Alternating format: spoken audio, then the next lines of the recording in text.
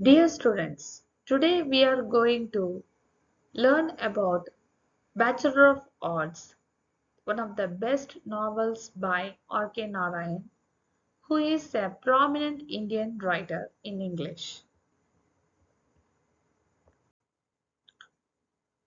R.K. Narayan's full name is Rasipuram Krishnaswamy Iyer Narayanaswamy. He was born on 10th October 1906 and died on 13th May 2001.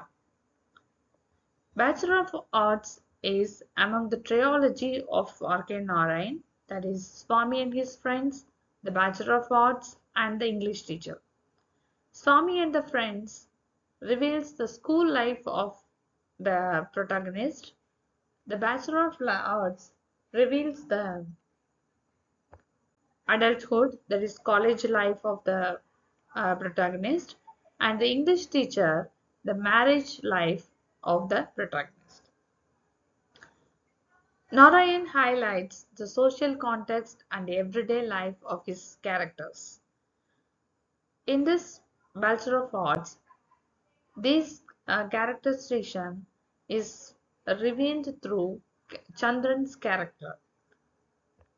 He gives the vivid portrayal of Indian society and the caste system and higher class, lower class people, and he gives very interestingly the youth characteristics in this novel.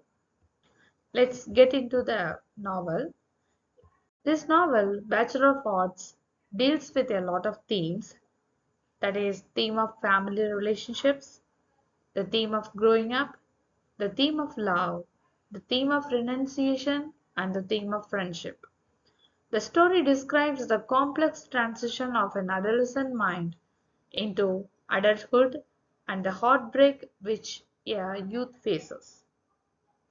These all themes are around the character Chandran, his family relationship, how much loving his father and mother and his brother would be, then how his transition from a college student into a youth, then the theme of love, his first love, and how much pain or agony he undergoes of the failure in this uh, first love failure, and his theme of friendships. Bachelor of Arts has four parts. The first part, Chandran was introduced to us as a college student. He is a very delicate student. He has concentration on his studies, and also he participated in various college activities. He's a good debater, and he has even won a debate in the beginning of the story.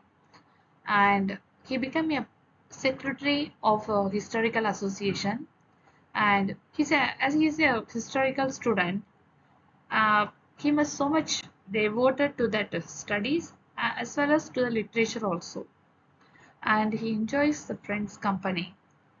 In overall, his life being portrayed as no worries, and he leads a very simple life without any complications.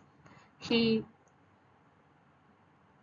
completed his degree in a very cool and happy manner. In part 2, it's happened after completion of his degree. He didn't have any intention to pursue his higher studies immediately. He waits for some more months to join in the higher studies. So in the meantime, he has a romantic experience. He fallen in love with a girl named Malati. It was love at first sight. The girl didn't even know about his feelings. He didn't even reveal also. And he experienced a lot of emotions of adulthood, and it was portrayed very beautifully by R.K. Narayan, and his frustrations over seeing that girl, and eagerness and the pain of missing that girl. So everything being portrayed very beautifully by R.K. Narayan. Then, uh, as a part of Indian society, especially in the Hindu families, horoscopes plays a vital role as for marriage. So, as they have appointed a broker and they have the horoscope being exchanged, but the horoscope of Chandran and Malati didn't matched. So, as of that, he has failed in his first love and becomes very heartbroken. Not only horoscope is a main problem here, even though the uh, status of the two families are not matched. Chandran somewhat rich and Malati's family is somewhat moderate middle class family. Chandran's mother expected a little bit high dowry. This also reveals the bridegroom's family expecting dowries from the bride's family. In all these things, we can see that Chandran's father always kept his position in a neutral. He didn't fully supported Chandran and also not fully support the mother, and also uh, his father didn't show his complete agreement with Chandran or with mother. He he left all about this marriage ceremony issues, everything to the decision of the Chandran's mother. From that, we can consider that in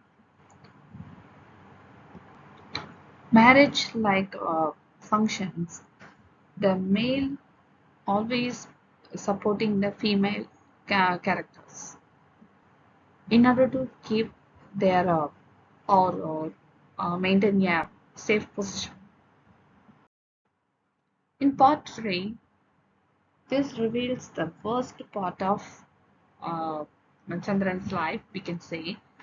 He gone to Madras, but he didn't go to his relative's house, but he went to a hotel and he met a worst company in Madras. His name is Kailas, and he's a 50 years old man. He has two wives. He left them in the village and came to Madras to spend somewhat a very jolly life, we can say.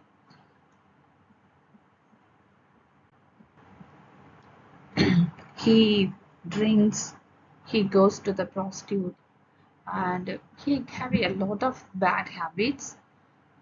And Chandran, with him, he goes to various places, but he's not at all touched by any of the evil. Then, after leaving him in the prostitute house, where by the way he returns, he thinks about of sannyasi life, and so he didn't even goes to the hotel to pick up his things, and he left the place that moment itself, and he goes uh, to a barber and shaved his hair and his hair and becomes he bald. Then he goes on the sannyasi life, wandering life. If he get the food, he will eat. Otherwise, he would starve. Somewhat, he gives a physical torture to his body. As far as Chandran concerned, he picked up sannyasi life not for the spiritual sake. That is the other way for suicide. He just want to torture his body as much he can for the love he has for Malati, and he felt the loneliness, and he that wandered a lot of places. And as for his that sannyasi dress, everyone gives him respect, and he got food and shelter, everything. But he most of the time he slept under the tree or the shelter something. Then, after some time, he realized that the sannyasi life is not genuine because he is not a good sannyasi. He is not a man who forsake all worldly desire. He just for his selfish desire failure, he become a sannyasi.